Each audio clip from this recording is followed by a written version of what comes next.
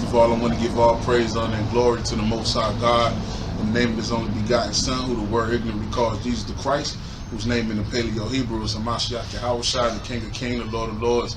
I'm Brother Lamak, Brother Gabar. we the Servants Assembly, and we come to you with another spiritual exhortation lesson, right? And based off real life situations right now, right? Because you got the sister Sonya Massey, who was murdered and killed by Esau Edom, right? And at the end of the day, a lot of that is judgment, but also a lot of that is basically the sister not really understanding who she's praying to and who she's actually giving reverence to in these days, man. And we know that the letter J wasn't invented until 500 years ago. You know what I mean? So we know that that's not the name of Mashiach Yahushua, who named in the Hebrew is Yahushua, right? So we're gonna start off with Psalm 7 and 35, right? Because these nations, to a certain degree, they feel like when they do us any harm, that they doing the work of the Lord, right? Because they haven't really been judged. The Most High judges every day, right? But as a whole, the people, the so-called YT man, he hasn't been judged. These other nations haven't been thoroughly judged for their atrocities of the so-called Black, Hispanic, and Native American and Seminole Indian. Got that? Just Psalm 7 and 35. Con. Start at 17. 7 and 35. Start at 17. They do? Con. Let me get Lamentations 4 and 17.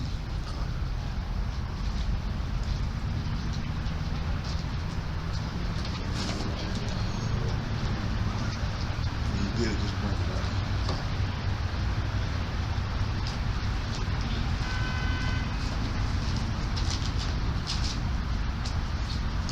Because these other nations, they feel like they just getting away with it, so they just doing whatever they want to do, putting us to death, killing Israelites at a high rate. 4 and 17. It's the book of Lamentations, chapter 4 and verse 17. As for us, our eyes as yet failed for our vain help. In our watching, we have watched for a nation that could not save us. We have watched for what? For a nation that could not save us. Because we calling the so-called white man, we calling the police up. Sister Sonya Massey called the police up thinking that, they was going to provide some type of help for her. She all outside the door telling them they went this way, they went that way. But at the end of the day, how many men, how many good men or hedges of protection did she run away? If you're a single mother and you got that independent spirit, a man don't really want to really be around a woman that's just constantly talking about how independent she is, because we have an order through the spirit. We understand our order. Even when we don't have a dime to our pocket, we still want to be rulers over our home. It doesn't matter what we have and what we don't have. We're natural born leaders. So we don't want our women, constantly usurping authority. So, we argue, we fight, and then we wind up separating. Then what happens? You call your enemy up to protect you from danger. Your hedge of protection is gone out of the house because you can't get in order, right? Read that one more time. The book of Lamentations, chapter 4 and verse 17. As for us, our eyes as yet fail for our vain help. In our watching, we have watched for a nation that could not save us. We watched for a nation that could not do what? That could not save us. And the so-called white man can't save us. The only person that can save us is Mashiach Yahushua, man. And Yahweh. Bashem Yahushua. That's the only person that can save us. We're so lost as a people that we actually think that we can go to our enemy, had us in captivity for hundreds of years, raped, robbed, and murdered, cut us in half, cut our women in half from between their legs, tied 2 horses to their legs and snatched the woman and ripped the woman and the baby fall out. And they step on the baby's head. We think that those people are going to come back and save us. A God that looks like the devil that the Bible speaks of is going to come back and redeem for what? In that case, he would have been came back. Right? Something else, man.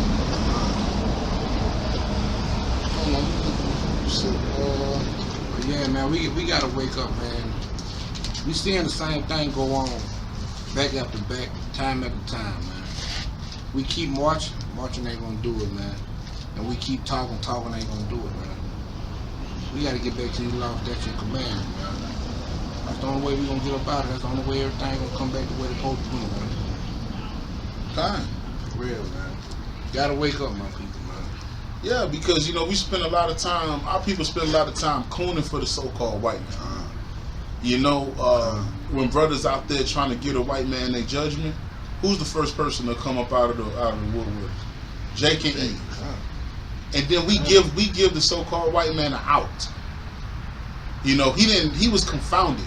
We had him dead to straights, dead to rights. We was breaking it down to him, we was giving him his judgment, and then Captain Saver, goddamn YT man, comes out of nowhere and starts being contentious against his own people, or she's being contentious against her own people, and then guess what? The so-called white man just ease out like a creep. He just ease on out of the picture, and all of a sudden now we going against our own people. We have to stop doing that. When the so-called white man getting his just due, you need to let him get his just due, and stop being a god doggone coon, man. And Sister Sonya Massey, she called the police, which if you go back into the history of the police, right? Those started with Irish jail people from Ireland that was criminals in jail. You understand? These the same people that we calling to save us. Okay, yeah, they may have a Jake or from Northern or Southern Kingdom with them. Okay, but that doesn't mean that they're gonna change that what they do. They just gonna do what they do, and Jake gonna be looking crazy, and he's not gonna go against them because that's like a fraternity. That's like a brotherhood. That's a gang. That's no different than Crips. That's no different than the Bloods. That's no different than the Latin Kings. They're a gang. They're not gonna snitch on each other. They got a code. They got a G code, a C code. Right? Where do you think officer comes from?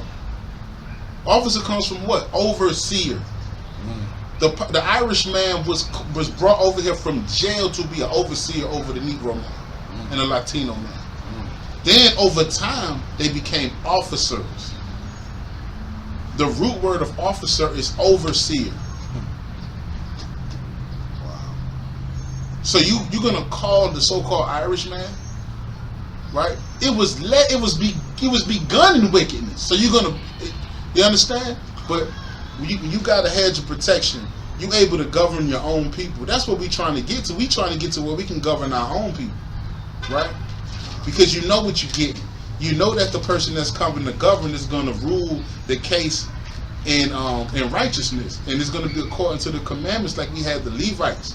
And they done certain things in order to get the answer and get the understanding of what's going on, and they ruled according to the Most High's will, not according to the will of the damn land, man. Being damn wicked and being just all out, just devils and dragons, man.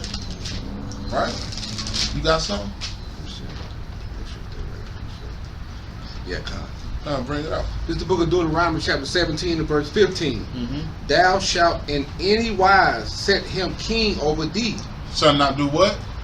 Thou shalt in any wise set him king over thee, whom the Lord thy God shall choose. One from among thy brethren. No, we could choose any nation to be kings and gods over us. One from among thy brethren. Nah, we could vote for the East Indian wench, Kamala Harris, and the orange man, Donald Trump.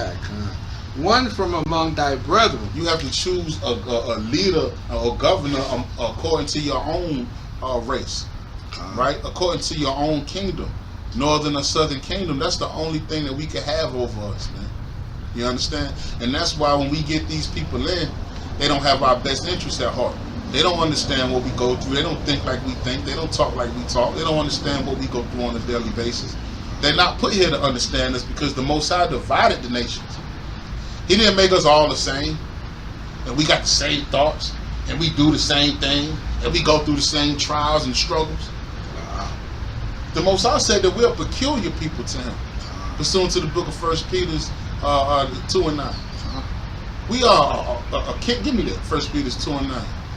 Also pursuant to the book of Deuteronomy 7:6 and a host of other precepts that describes who we are. We just not no average people walking around here. And Salaki for the noise. We are out in the wilderness of Alabama, right? You know, you liable to see a kid run across, but you know, but it's just crazy, man. Let me know when you got it, man. God, I got you. Bring it up. It's the book of 1 Peter chapter 2 and verse 9. Mm-hmm. But ye are a chosen generation. A what? A chosen generation. The Most High said that we are a chosen generation. That means that when a generation started from the beginning. Yahushua came from the if I'm not mistaken, the 14th generation. Right? So it continues to keep going. As long as we keep providing children through the Spirit and generating, we are this is prophecy. We are what you would call a chosen generation. This generation here is going to be the generation that's going to issue in the second coming of Mashiach Yahushua.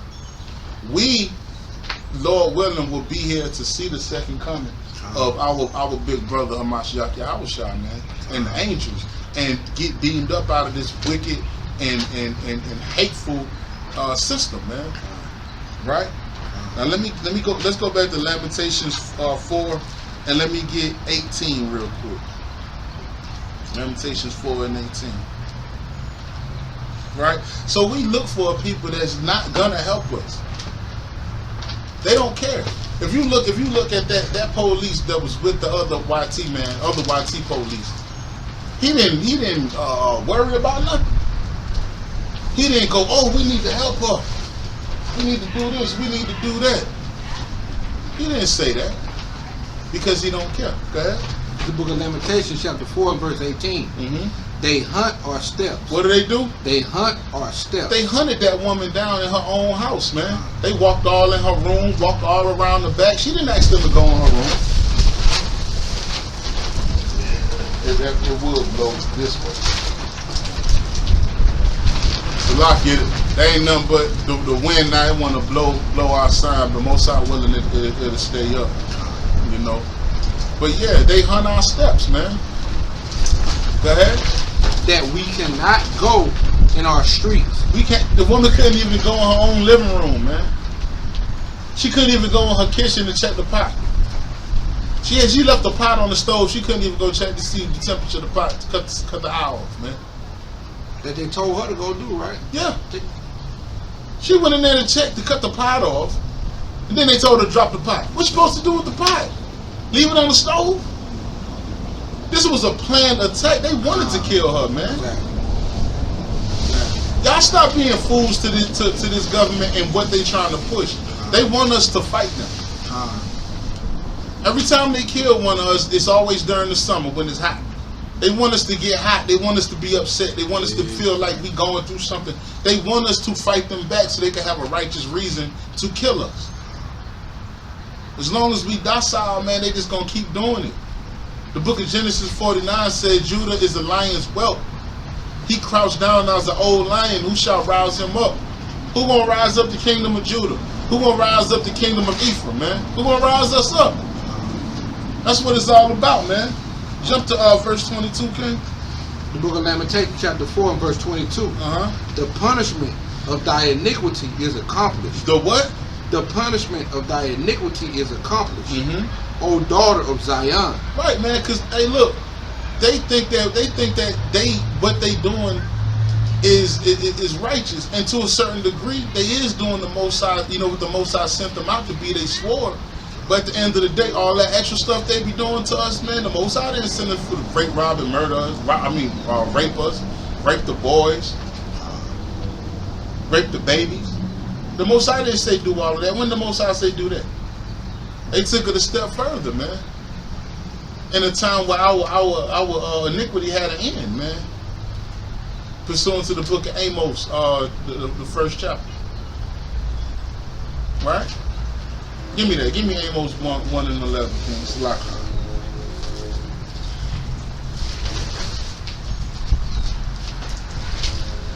kind of windy out here, Israel. We getting it together.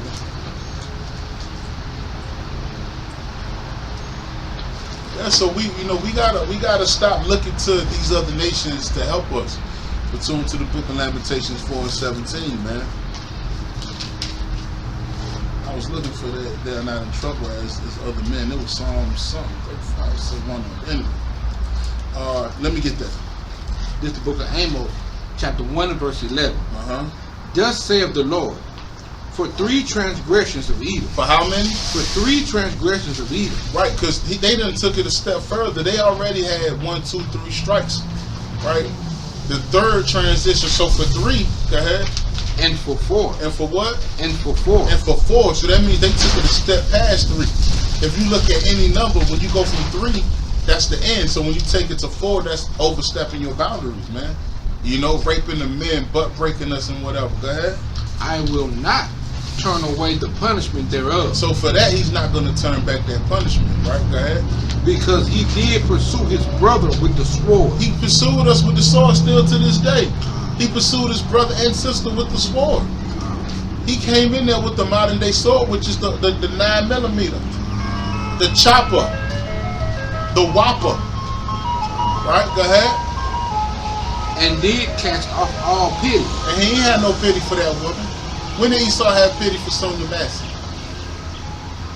They said, oh man, the blood getting all, look, the blood running. Oh, it's getting on my shoes. They was having a conversation.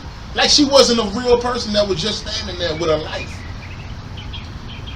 Like she was just nothing. Oh, the blood running over. Oh, it's getting on my shoes. Doing this, it's doing that. These people don't have no common decency. So I'm thinking these people, these they came from the caves of Georgia, Russia. What caveman you know got decency, man? What troglodyte you know got decency? Go ahead. And his anger did tear perpetually. For what? Perpetually, right? So that means it kept building. They kept building from the time when that thing happened with him and Jacob when they was little. That anger kept building perpetually, all the way to this point. That spirit that they have in them is building perpetually, man. Go ahead. And he kept his wrath forever. He kept it. He just let it go.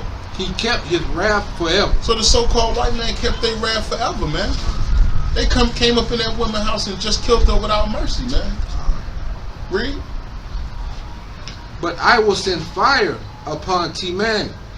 So Teman, that's one of the I believe grandsons of Esau, the Temanites, right? Go ahead. Which shall devour the places of Basra. Of Basra, that's somewhere over in the Middle East around Edom, man. Remember the Mosai said who came from dyed garments from Basra, man.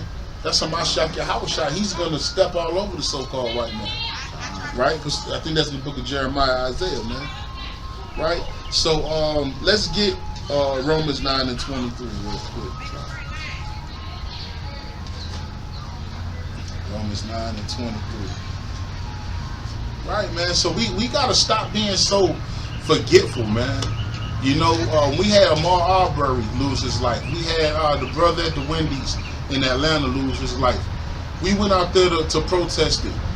We went out there teaching. We went out there rebuking. And 5 minutes later, Jake and Eve want to start barbecuing and dancing and doing the damn limbo, man. We got to stop being so forgetful and stop being so forgiving. Because Esau has not forgiven us in none generation. Not no generation. The Most High said his anger tear perpetually. He still ain't forgave us, man. Go ahead.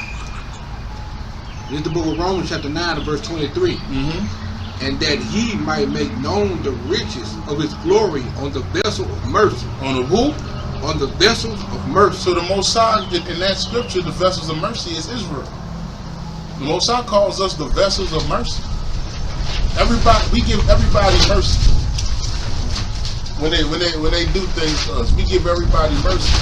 And what do we get? We get nothing. We get no kind of mercy, right? So let's get Let's get Zechariah 11 and 5. Salak Israel was having a little technical difficulties. Right? So we're going to go to the book of Zechariah 11 and 5. This is the book of Zechariah, chapter 11 and verse 5. Whose possessors slay them and hold themselves not guilty. And they that sell them say, Blessed be the Lord, for I am rich, and their own shepherds pity them not. So from the top it says, whose possessors slay them and hold themselves not guilty. Right? Who's the people that possesses us? The so-called white man possesses us, man. Right? Those are the people that slay us and hold themselves not guilty. They shoot us down dead in the street. Right? That puts a knee on our neck. That does all of these things. Now, Esau, he'll let a few slip through the cracks. Right? He'll let Derek Chauvin get locked up. He'll even arrest the boy in Buffalo that killed all them sisters and brothers, and those older sisters and brothers in Buffalo. He'll even let him get locked up. But they'll gingerly take him to the ambulance, give him water. To the young YT boy that killed those people in the Carolinas, they'll give him McDonald's. They'll do all of these things, right? Because they possess us and we're their property. So in their minds, they're not guilty for it, regardless of what laws they try to put in place or what type of false sense of justice or false sense of equality that they put up between the Israelites and the heathen. But in their minds, they're not guilty anyway, right? It says, whose possessors slay them and hold themselves not guilty. And they that sell them, right? Who sold us into captivity on cargo slave ships? The so-called white man, these other nations, right? It says, that sell them say, Blessed be the Lord, for I am rich. So, how are they rich? They're rich through what? The free labor of slavery that they got. A 500 to 600 year head start over everybody that's over here is the so-called white man. That's why they're rich. Free labor. Hands that can create, that can build. Blessed hands. Blessed hands of the Israelites, the northern and southern kingdom, right? It says, so that's how they're rich. They're rich because they have ownership. They're kings. And we'll get into that later. They're over a nation of people. They're rich. It says, and blessed be the Lord. So they think that the Lord blessed them with the riches and blessed them with to have Israel under captivity. Which in a way, you can say almost that's the truth, but it had a lot to do with some things that we didn't do. And we'll get into that. And their own shepherds pity them not. Because while all these different things getting happen, man, where's Al Sharpton, man? Where is Jesse Jackass?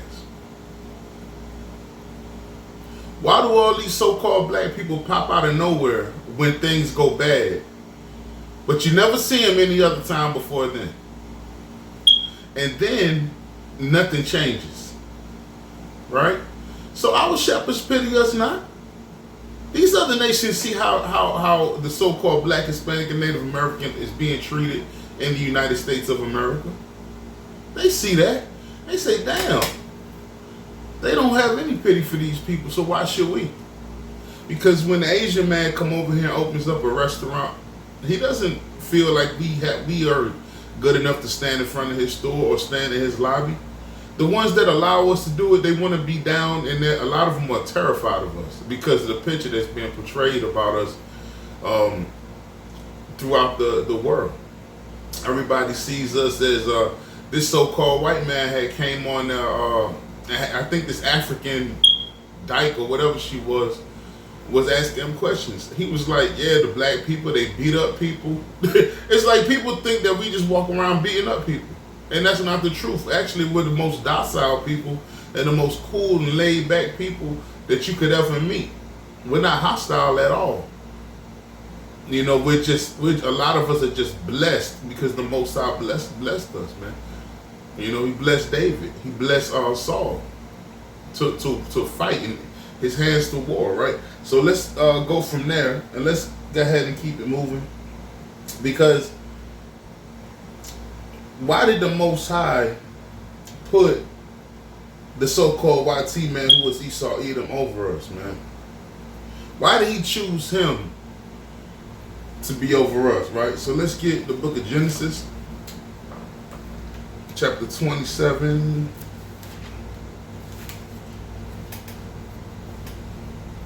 In verse 38. This is the book of Genesis, chapter 27, and verse 38. And Esau said unto his father, Hast thou but one blessing, my father? Bless me, even me also, O my father. And Esau lifted up his voice and wept.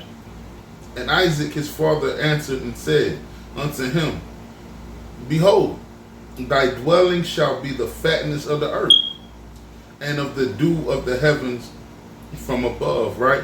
So the Most High gave him all these different lands to roam all the way through, to just have, man, like the dews of heaven, the grass of the earth. He's over all these lands. He has embassies everywhere. He's all over the place, right? It says, and by thy sword shalt thou live, and shalt serve thy brother, and it shall come to pass that when thou shalt have dominion, that thou shalt break his yoke from off thy neck, right? So the Most High gave the blessing of the sword over to Israel, right? Well, not Slakia, to Esau, right? So let's prove that. Let's get Psalms chapter 17 to verse 13, right? Because a lot of people that say, you know, that's not Esau. Esau's not the so-called white man. He doesn't have anything to do with it, whatever the case may be, right? So let's get this real quick. It's lucky if I'm moving kind of slow.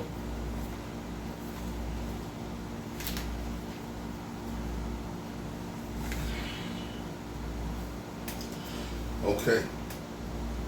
It's the book of Psalms chapter 17 and verse 13. Now this is a psalm of David, right?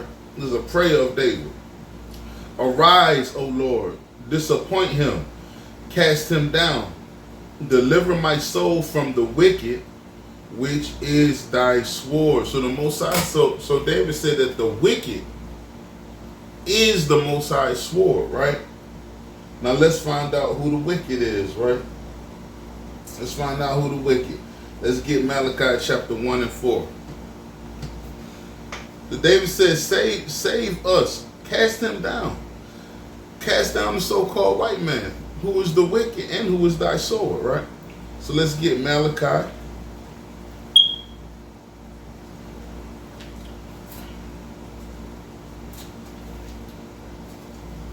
Chapter 1 and verse 4. We'll start at 3. It's the book of Malachi, chapter 1 and verse 3. It says, And I hated Esau, and laid his mountains and his heritage waste for the dragons of the wilderness. Where is Edom? Say it. So Edom is what? That's another word for the so-called white man, which is Esau. Edom, which means red, right? The red man. Esau, which is Isashua, which means wasted away. It says, we are impoverished, but we will return and build the desolate places. Thus said the Lord of hosts, they shall build it, but I will throw it down. And they shall call them the border of wickedness, and the people against whom the Lord hath indignation for forever. Right? So the so-called white man, which is Edom, the Most High has indignation for them forever, man. Right? If you go to the book of Amos 1:11, he'll say the same thing. Right? It says they say that we are impoverished, right? So they went into the caves of Georgia, Russia. They were impoverished people, right? And also during that 1,000 years, when the Moors, which were a blend of some Hamites and some Israelites and Muslims, when we were actually together at that time, hey, Esau was impoverished. He was in the caves of Georgia, Russia. But he said, we are impoverished, but we will build. But the Most High said, yeah, you will build, but I will throw it down. Right? So when you go into that, the Most High called Esau, Edom, the wicked, right? Now let's prove that again. Let me get the book of Job 9-24.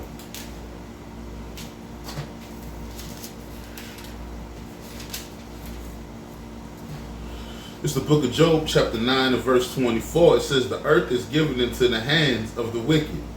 The earth is given into the hand of the wicked. Right? So who is this person that the Lord gave the world to? Right? The world. When you're going into the world right here, it's talking about what?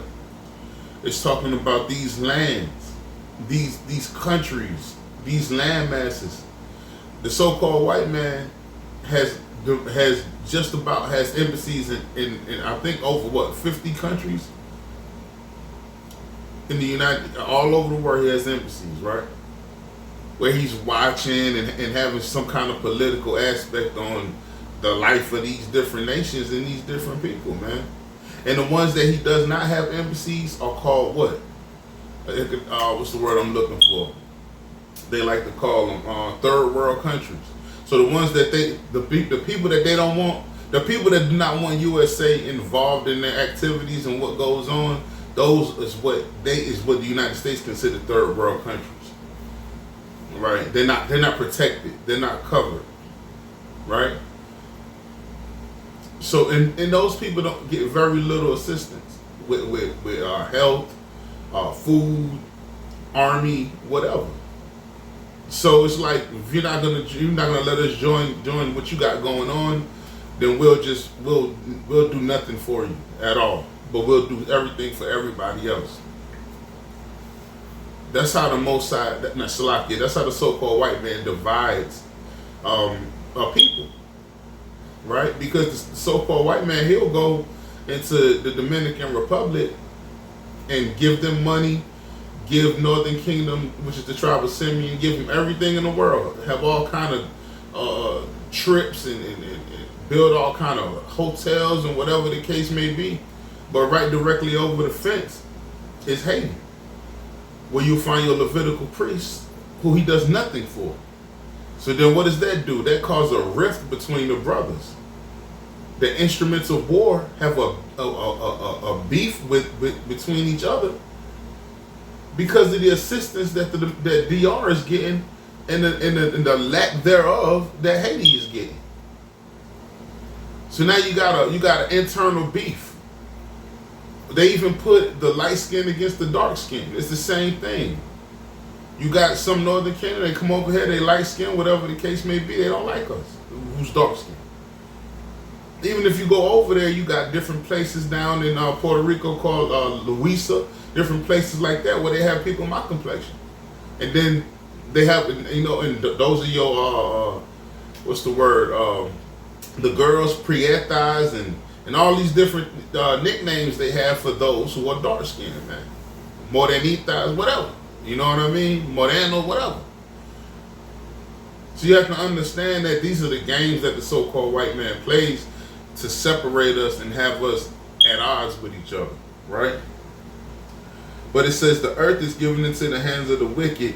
It says he that covered the faces of the judges. So who came in and covered the faces of the judges and made a mighty austere so-called black man, pursuant to the Bible and pursuant to every other precept in the Bible that's based off the color of the Father and the Son, who took that, changed that, and made that into a so-called red man by the name of Cesare Borgia, and used that face to deceive the world. He covered the faces of the judges. Who are all the rest of the judges? Are Abraham, Moses, the prophets, all of them. all of them in the Bible are painted as so-called white men with bald heads at the top. Like a bird nest at the top, right there. Okay, so who covered the faces of the judges, and who has the world been given into the hands of?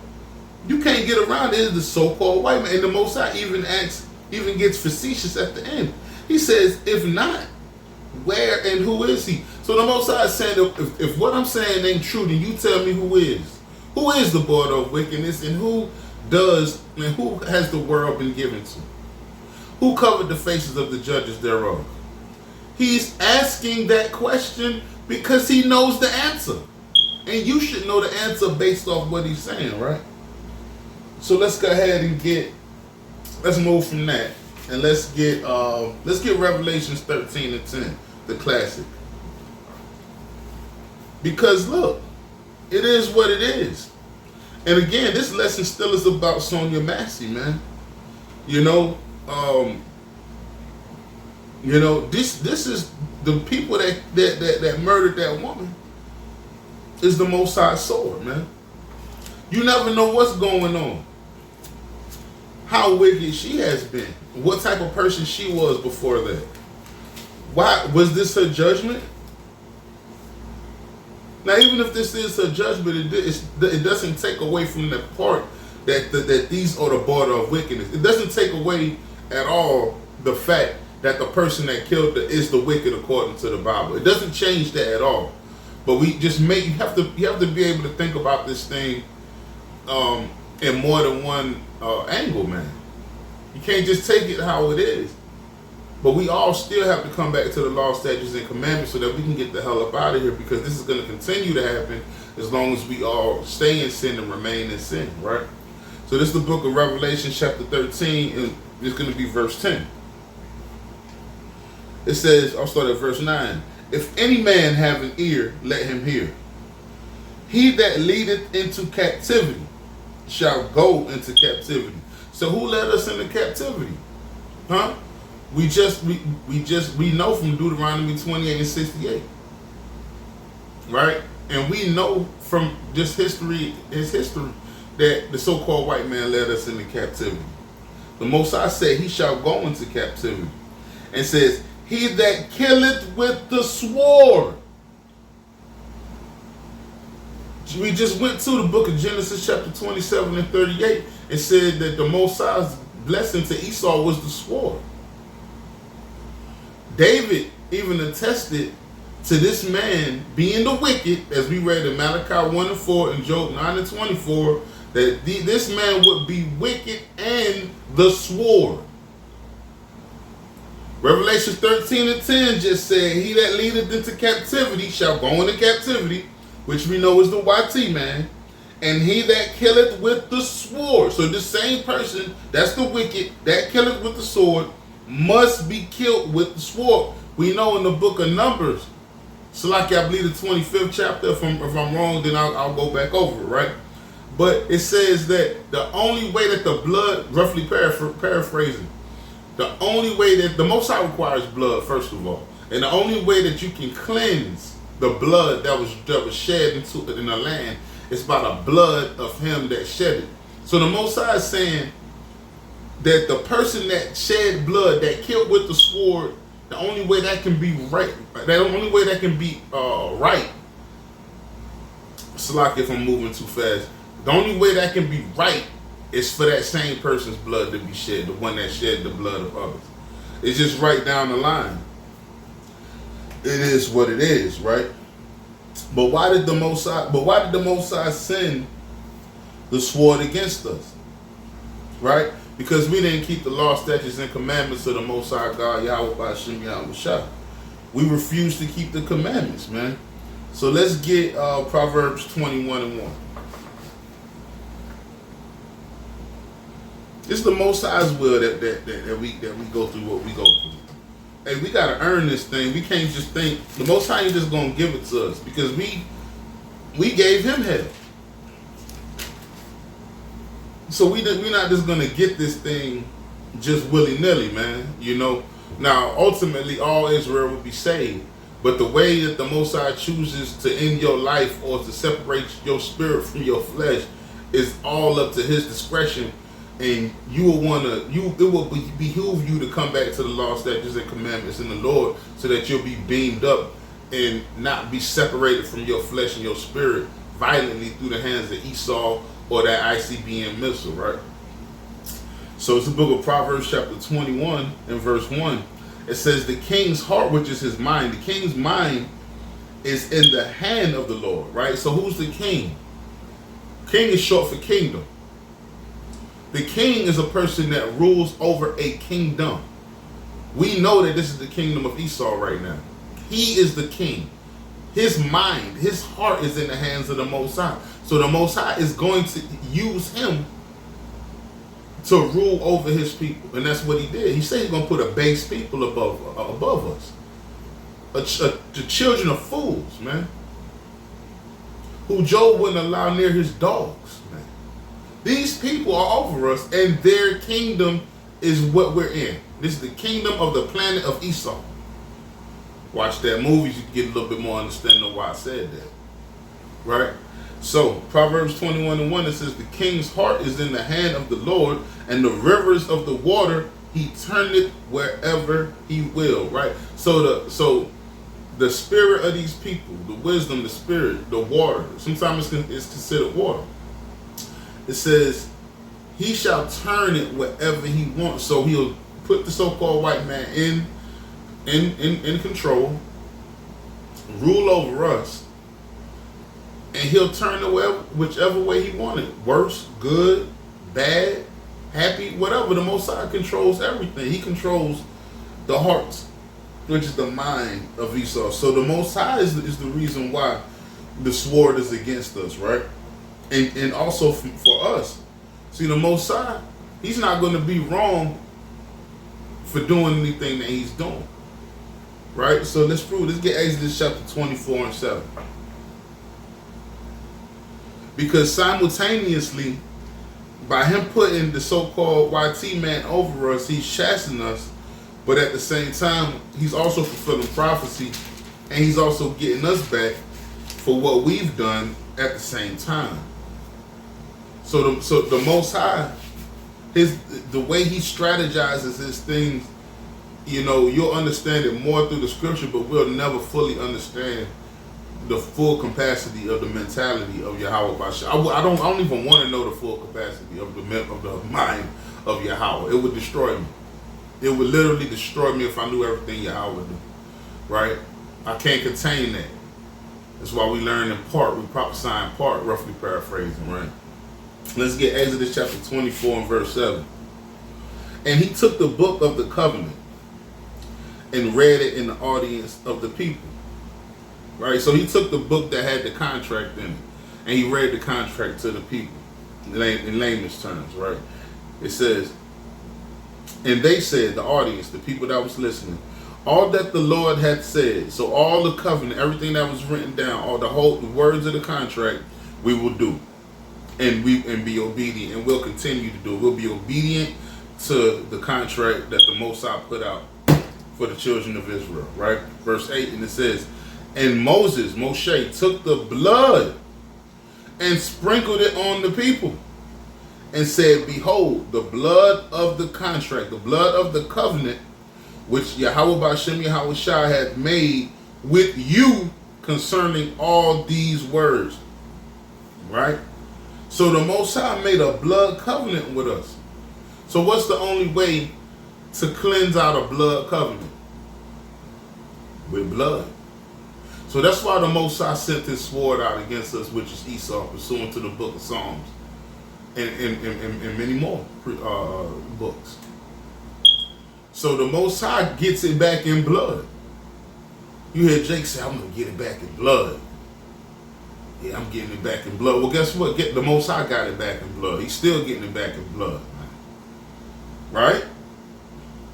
So let's get Nehemiah 10 and 29. That's Nehemiah 10 and verse 29.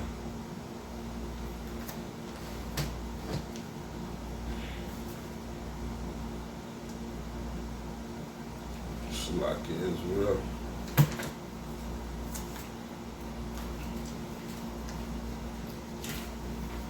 Y'all get there before me. All praise to the Most High. This is the book of Nehemiah, chapter 10, and verse 29. I think that's what I want. Nehemiah chapter 10 and verse 29 says, they clave to their brethren, their nobles, and entered into a curse and into an oath. So to walk in God's law. So we entered into that curse because Deuteronomy 28 and 1 on down says we'll be blessed. But by us not keeping the commandments, we actually entered into a curse. It says, and an oath to walk in God's law, which was given by Moshe, the servant of Yahweh.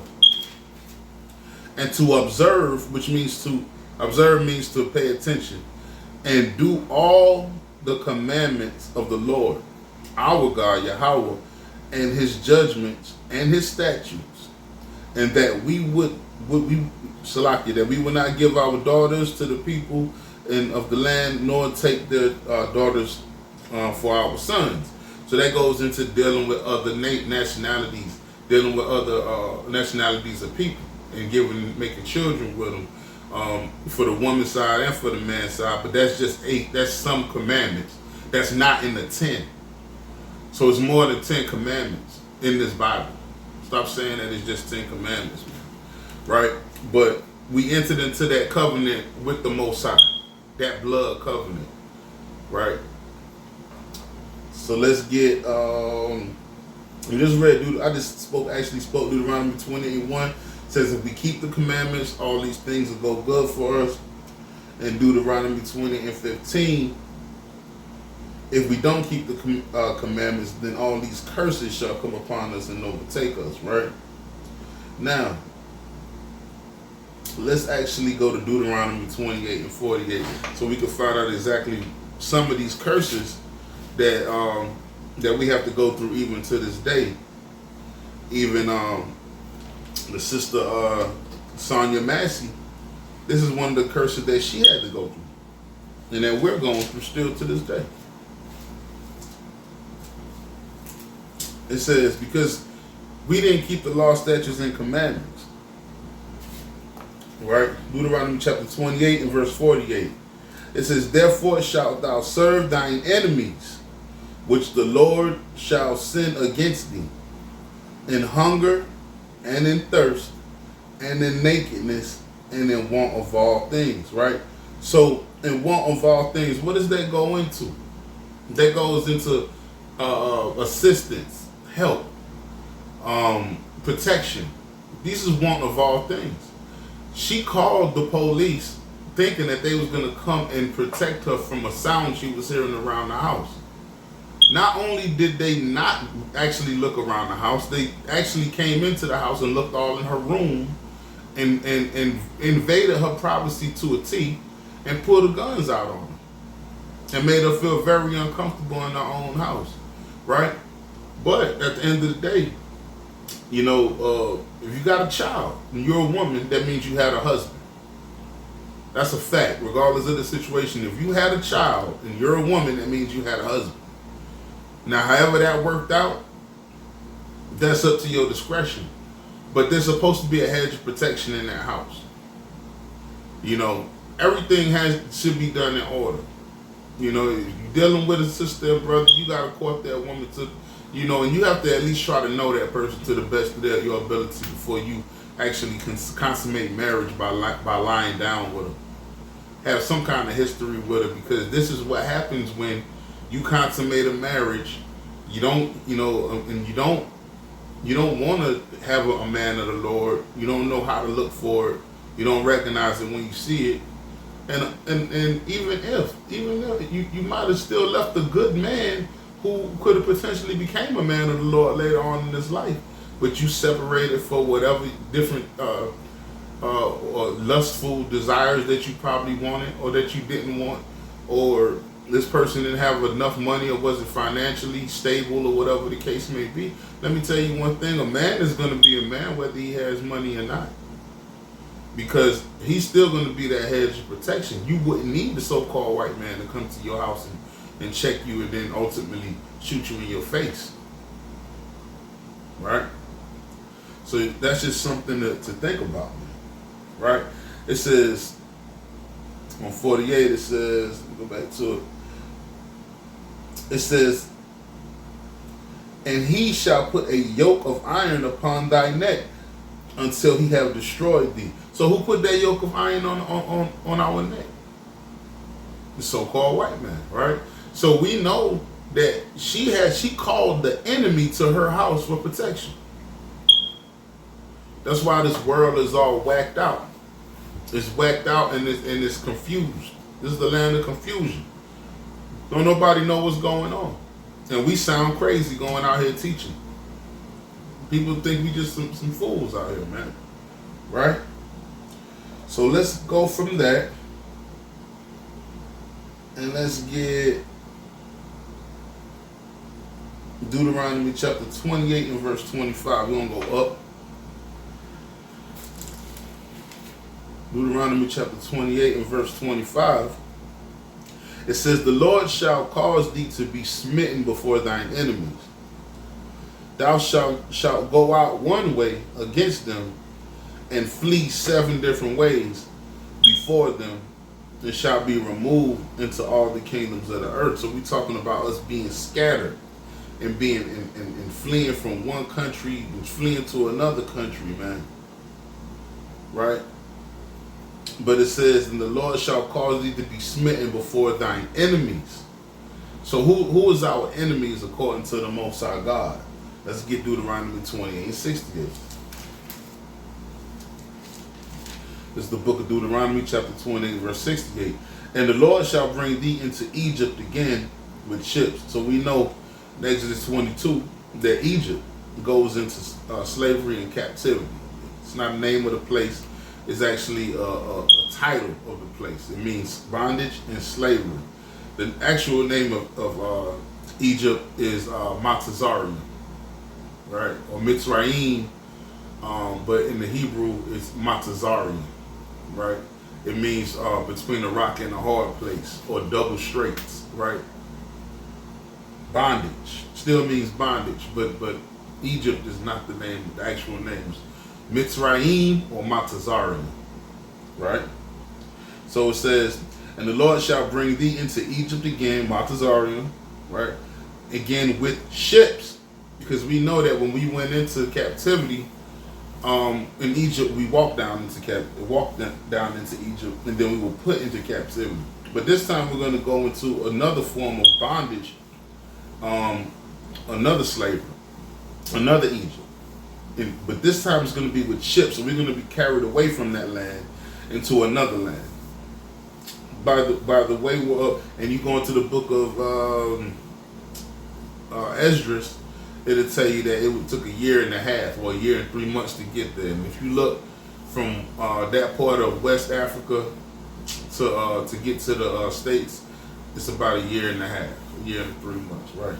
But it says, whereof I spake unto thee, thou shalt see it no more again, and there you shall be sold unto your enemies. So who's we sold to? We know we were sold into these other nations, but chiefly this is this is the captivity to the so-called European man, the so-called white man, which is not really the real European. But it says, and there you shall be sold into your enemies for slave men and slave women, and no man shall buy you. Right? So no man was able to redeem us out of this captivity. All of our saviors that were supposed to bring us out of this captivity is dead or in jail. Right? So the Most High called these people our enemies. So it's a curse. If we was going to be smitten before our enemies, we would get ran out 7 different directions. And Sister Sonya Massey was smitten before her enemies, man. Right? And the Most High calls the so-called YT man our enemies, right? But it's also prophesied that those same people that put us into this captivity, that shooting us down dead in the street, that those curses were going to turn back around on them, right? So we know that we mourn day in and day out for our sisters and brothers according to the flesh, like Sister Sonya Massey. But we also know that it's a two-way street when you go into the blessings and the curses, and the Most High deals on multiple scales. So we have to be able to accept that certain things, the way we may see it the first time, no, we have to go a little bit further in depth to get the full spectrum of what happened, right? So let's get Deuteronomy chapter 30 and verse 7. We're going to stay in the Torah. It's the book of Deuteronomy chapter 30 and verse 7. And the Lord, thy God, so it's still a possessive pronoun, man. And the Lord, thy God, our God, will put all these curses upon thine enemies. So we already know that the enemy is the so-called white man. Deuteronomy chapter 28 verse 68 and numerous other precepts. And on them that hate thee, which persecuted thee. Right? So who persecuted us, right? Let's get Amos 1 and 11 real quick. This is the book of Amos chapter 1 and 11.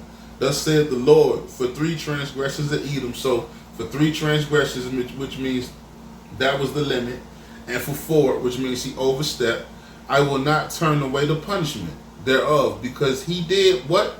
Pursue his brother. So to persecute and to pursue is the same thing, right? You persecute, which means you did pursue.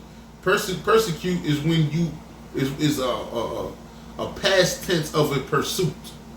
So if you pursue somebody, you're doing it now. If you persecuted them, you persecuted them then. Still the same thing, right? It says, I will not turn away the punishment thereof, because he did pursue his brother with the sword. With the what? With the sword. Who was the sword given to? Esau, Edom. Who is the Most High sword? Esau, Edom. No matter how you go around and try to flip it, still Esau, Edom. And Dennis cast off all pity. He ain't care about the old or the young. And his anger did tear perpetually. So it continued to build. It was perpetual. And he kept his wrath forever.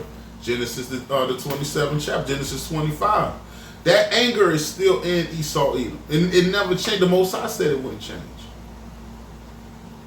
Then we just read that the mind of the king is in the hands of the Most High, roughly paraphrasing.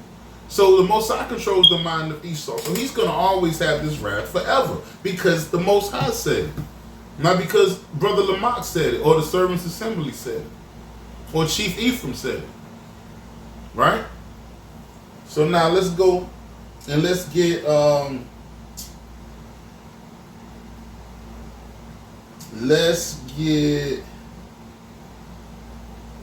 I'm not gonna get that again, but I'm gonna get Isaac chapter 34 and verse 5. Isaiah chapter 34 and 5. It's like Israel.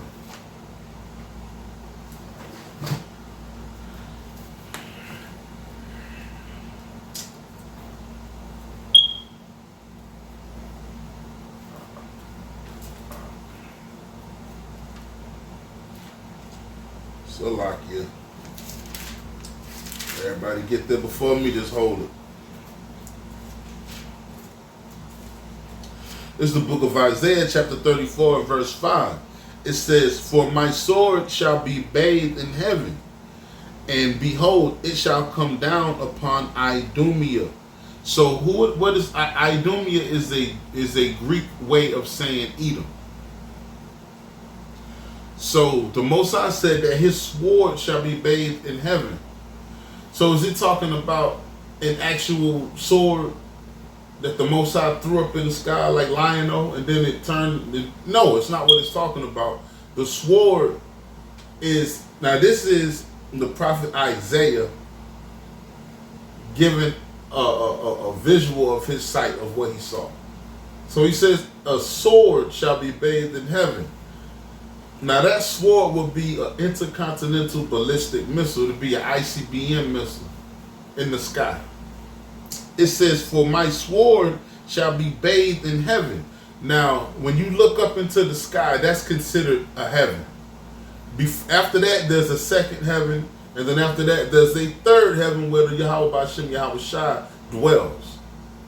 And the angels of the Lord dwells in that third heaven. So just looking straight up is heaven. So the Most High said that missile shall be bathed in heaven. Right? It says, and upon Idumea, and upon the people of my curse to judgment. And also for you wicked Israelites, man. That's we all under the curses. But 1/3 of y'all gonna feel that ballistic missile right along with Idumea. Right along with Esau Edom. You'll be shaking hands and skipping up and down the damn street talking about I love Esau until that ICBM missile hit you. When you feel the fire, and the wrath of the Most High, because the Most High told you to separate from thine enemy. You refuse to separate from the so-called YT man. You refuse to. You love him. You fight and defend him. When we out teaching the word, what do? You come up and then you give him an out. By running your trap and you don't know what's going on. And you don't know the scriptures. Instead of listening and being humble. Right? It says, the sword of the Lord is filled with the what? With the blood. The Most High deals with blood. The Most High is paying them back in blood. It's just that simple. We just read that in the book of Exodus. The Most High deals with blood. It says, it is made fat with the fatness, and with the blood of lambs and goats, with the fat of the kidneys of rams, for the Lord hath a sacrifice in Basra. That's Esau Edom. That's in Basra. And a great slaughter in the land of Idumea, in the land of Edom. The Most High is going to put these nations to slaughter. Let's prove that again. Let's get Isaiah chapter 63 and 1.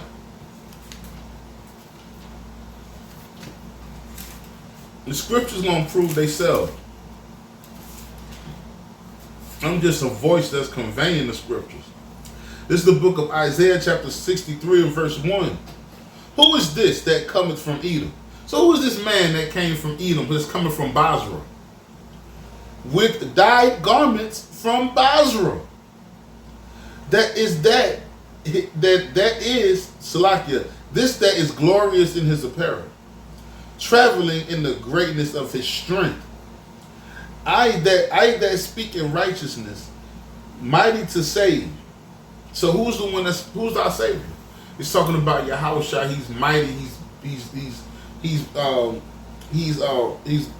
Salakia. He's mighty to save, and he's walking in his strength. Right? It says, verse 2, wherefore, which means why? Why art thou red in thine apparel? Why is your clothes red like that? When you supposed to come back in all white? Why is it all red like that? Right? It says, it's crazy. Wherefore art thou red in thine apparel, and thine garments like him that treadeth in the wine fat? So Yahweh Shai's garment looked like he'd been treading and stomping out red wines, red grapes, Salakia, and making wine in the wine press. It says, this is the word of the most. Yahweh Shai said, I have trodden the wine press alone, and of the people there was none with me. So Israel wasn't with them. Who are the people? You so-called blacks, Hispanics, Native Americans said, nah, I did this by myself. I didn't bring my brethren along with me. For I will tread them in my anger. The Most High Yahweh Shai said Yahweh Shai said he's going to tread Basra, the so-called white man, in his anger, and trample them in my fury, and their blood shall be sprinkled upon my garments, and I will stain all my raiment. So it says now their blood is going to be sprinkled on his garments. Now, didn't Moses sprinkle the blood on our garments? So this is the recompense This is blood for blood, if you can understand, right? Now,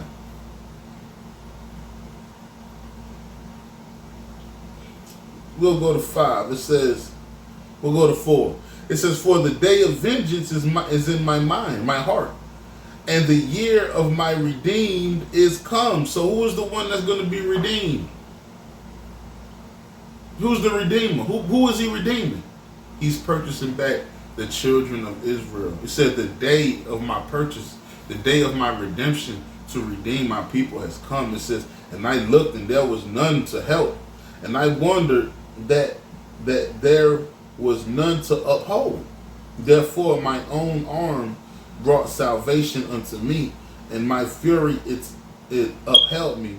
And I will tread down the people in my anger, and make them drunk in my fury, and I will bring down their strength to the earth.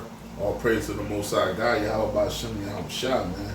So let's get Wisdom of Solomon chapter 5 real quick to end it off, because at the end of the day, we got to understand that all this is going to come back full circle.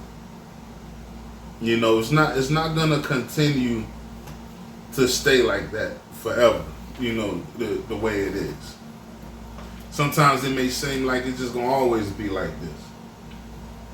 You know, it's always going to be us getting trodden down underfoot. Sisters like Sonya, Massey is going to keep getting invaded and getting shot in her face for checking the stove. But it's not always going to be like that. And this precept is speaking on the day. All right. So this is the book of Wisdom of Solomon, chapter 5 and verse 1. It says, the wicked shall, Salaki, it says, then shall the righteous man stand in great boldness before the face of such as have afflicted him and made no account of his labors. Right. So we get out of here, we bust our tail, we go into captivity for 400 years, over 400, almost 500 years. We're still in captivity, and they make no account of our labors, like we did nothing. Right? We always got to remind them of who built this and who did this and who did that, man. Right? It says, when they see it, they shall be troubled with terror, terrible fear, and shall be ashamed at the strangeness of his salvation. So the chariots are going to bring us to salvation. They're going to save us and deliver us up from the land. So it says, when these other nations see it, they shall be troubled with terrible fear, and shall be amazed at the strangeness of his salvation. Because right now they think everything in the ships is little green aliens, but the scriptures will tell you that the people that's in the ships resemble the so-called black man. Right? It says, and it says, so far beyond all they looked for. So they didn't expect this. They're not going to expect this kind of salvation, because that's not what the wicked preacher and Joel Osteen and all these other wicked pastors and so-called pastorettes have been saying. It says, and they repenting. So now they repenting. Salakia. Or well, not Salakia, but sorry, the most sorry God. I didn't know. It says, for they repenting and groaning of anguish of spirits. Now the spirit is being burnt to smithereens. Shall say within themselves, this was he whom we had sometimes in derision, and a proverb of reproach. The elevated could raise a family, but the black man can't. Calling us niggers and porch monkeys, jigaboos, blackies. What they said on the Django? Shut up, black. You don't have anything else. That's how they talk to us, man. Right? It says, we fools. So now they calling themselves fools. Accounted his life madness. They think us living is madness, man. They say in his end, so our death to be without honor. So they figured, man, they just some foolish creatures walking on this earth, and we don't have to bury them. There's no honor in their death. You know, these are all the things, man, that these people feel about us. They don't consider us even exactly 3/5 of a human. It says, we wearied ourselves in the way Salakia. It says, therefore have we erred. The Salakia. How is he numbered among the children of God? So how is these niggas and spicks? How are these niggas and spicks numbered among the children of God, and his lot is among the saints? Right? So how is his lot? His lot means his inheritance. So how is his inheritance numbered among the saints of Yahushua, right? Of Yahweh. Now I could go into who the saints is. We all know the Psalms, right? We're not going to go into it, right? But I'm going to read a little bit more. It says, we wearied ourselves in the way of wickedness and destruction. Yea, we have gone through deserts, and there lay no way. But as for the way of the Lord, we have not known it. So you other nations are not going to know it. You other nations ain't going to know it until it's over with. You can keep rape, robbing, and murdering us and killing us, but that's just going to bring more heat on you. It's just going to dump more hot coals on you. And like I said, we pray for the family of Sister Sonya Massey, but we pray more that they come into this truth and they come out of the ways of wickedness, man. And I pray that everything that I said and that we said, because this is a continuation of our Sabbath class with my brother Gabar, right, is that we just pray that we get salvation, and we say we come together, man, in these last days, and become strong as a people. So with that, I'm going to give all praise, honor, and glory to the Most High God, in the name of his only begotten Son, who the word ignorant because Jesus the Christ. I'm Brother Lamak. That was also my brother Gabar at the beginning. And we are the Service Assembly. And we're going to say Shalom and Kwam Yah Shalom.